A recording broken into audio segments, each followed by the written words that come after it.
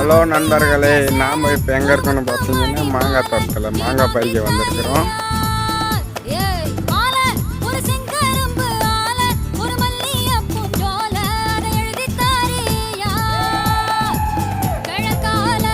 யார் யாருக்கெல்லாம் மாங்காய் பிடிக்குமோ கமெண்ட் பாக்ஸில் கமெண்ட் பண்ணுங்கள். மாங்காய் டெலிவரி கொடுப்போம்.